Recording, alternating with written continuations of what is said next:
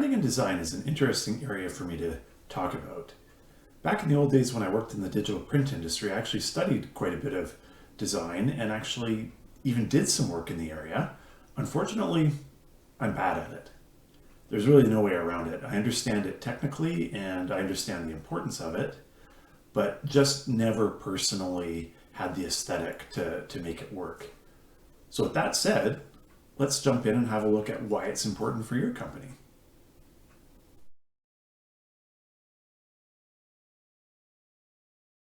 In an online world where people may not actually meet you in person until quite a ways into your relationship, sometimes if at all, branding becomes ridiculously important as that's how people form their first impression of you.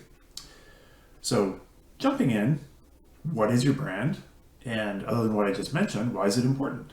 So, in the broadest definition, basically your brand is the culmination of what people think about your company. And a lot of times that gets simplified down to referring more to your visual brand, which is essentially your logo, fonts, colors, images, and then the styles you use in your visual presentation. That alone, of course, isn't your total brand, but that's kind of what we'll look at and talk about today. So if most things are in sync with your branding and visuals, basically your branding is going to match the values and character of your company, and it's going to help position you authentically in your market. This sounds kind of lofty, but it is actually very important and very true that that's how it works. So you really do need, if you have a disjoint, so say for instance, if you're a very professional type services company and you have a logo and branding and imagery that's like silly, it's just not going to work. On the flip side, if you have like a fun, vibrant brand, maybe you're doing some sort of service in related to sports or hobbies, and you have this button down brand that looks like you're a boring law firm or something, not that law firms are boring, of course, that's also not going to work. So jumping forwards, in practical terms, very few companies do reach their full brand potential, and it's extremely challenging to do so. That said, at a bare minimum, and what you want to shoot for first is having a professional looking logo, and then the fonts, colors, and imagery that complement your brand. And basically, I can tell you, having learned it the hard way, unless you're ridiculously talented, you'll probably need some professional help for this. So in terms of your logo, the low-cost services that are out there are generally pretty awful.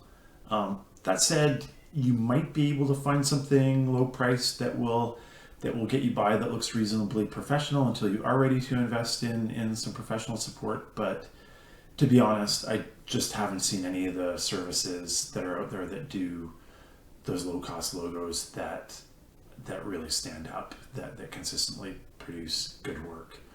So if you want a logo that actually captures the character of your company, you will probably need a skilled and experienced designer. Just looking at it in purely practical terms, you'll probably want a logo that's horizontally oriented. So as you can see in that top image from our homepage, a horizontally oriented logo is what fits best on virtually every website.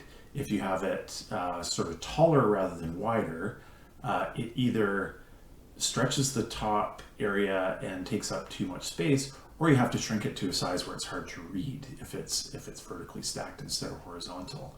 Also, it's important that your logo reverses nicely, so that if, like on a situation where you have a dark background, you might have your logo in white reversing out of that. That's definitely a nice to have option, that your logo works in that situation. And in some cases, like with our What Works logo, we have both our main horizontal logo as well as a vertically stacked logo. And the reason for that is because almost all the online services and profiles display your logo in either a square or a circle. So in that example where it says What Works Academy there, that's actually our YouTube channel. And you can see how our stacked vertical version of our logo fits quite nicely in there. If we had just the horizontal logo, it would be unreadable at this size. Moving along in general with photos and imagery, In services where people are going to be working directly with you, the absolute best thing you can do is show yourself or your team, ideally both. You want to look professional but approachable. And what professional looks like varies from industry to industry. Again, I'm comfortable wearing a t-shirt. As a web marketer, people expect that, nothing weird about it. That said, might not come off well if I was an accountant. If you don't have imagery of your actual team, you can use some stock photography, but you definitely at minimum want to be showing someone that people can relate to or identify with. This is really important. You want people to be able to picture using your service and kind of feel like they're in the right place. And if none of that works, we have had lots of examples where folks can effectively use a landscape or a natural scene to kind of strike a tone on your strike a tone on your site. That would definitely be the second choice after using team photos, nice photos of people, but you can sometimes set the right tone if there is no other choice using those sort of images. So in terms of website design, in a perfect world, you'd work with a professional designer to outline your goals, then you'd have them help create an attractive and persuasive custom visual experience. I really enjoyed working with a designer on our What Works website. She's awesome. We actually followed current best practices and started with what the site was going to look like on a phone before we got developing it for the desktop, which adds a bit of a step, but at the end of the day, I'm super pleased with how it worked out. That said, if you can't necessarily afford a website designer, there are lots of great examples out there, and they're practical as you can look at industry-specific themes or templates that you might adapt or customize to both your company and industry best practices. And again, if you can find other examples of sites, possibly even in other industries that you just love and they work really well for your type of site, you can responsibly get inspiration from those and build something similar. In terms of responsive design, and this is the buzzword, basically responsive design means that however your website is designed, that it responds to the device that people are using it on. So rather than in the old days, a desktop design, which was how people designed sites, just kind of shrunk down for a phone and it really didn't work very well. So what we now have is this modern responsive design where essentially websites are built of horizontal rows that go across and then columns that are within those rows. So in this example, you can see at a larger size, and this is off the Apple site because I knew they'd have great responsive design. In this example, you see at a slightly larger size, you see 4 panels, so 1 row with 2 columns, and then when it's narrowed down to phone size, like on the right, basically they just take the first top left row from the top left column from the first row, they put that first, then they move to the right, put the next column below that, and so on. So basically just all the elements that are on the site stack nicely to fit in the phone. Where it gets a bit weird is with some of the in-between sizes, like with tablets, sometimes they appear a bit awkward. How far you take that and how perfect you make it on every single device is kind of a judgment call. But that said, at bare minimum, you want your site to look great both on computers and phones. So in terms of some practical tips for web design, first off, keep it simple, don't reinvent the wheel.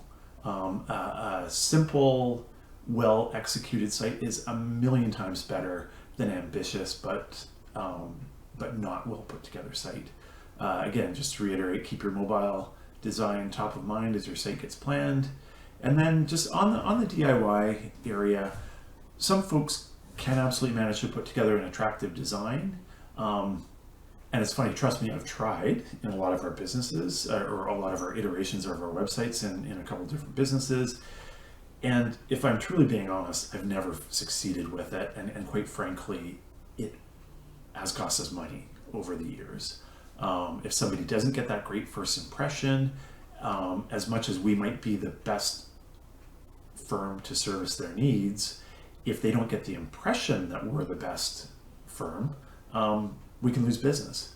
Also, even just having a super attractive design sets someone's sort of anchor in terms of what pricing is going to look like. And quite frankly, if your site looks really professional and well done and buttoned down, folks will actually expect to be paying a bit more than if your site doesn't look great. And they'll be happy about that because they want the professional firm. And again, if this is not something you can do in-house, then definitely get professional help. Your business may literally depend on it if the web is a critical source of new clients for you. So with that said, I hope that helped. We will dive further into website design in future lessons, and I look forward to connecting again. Thanks.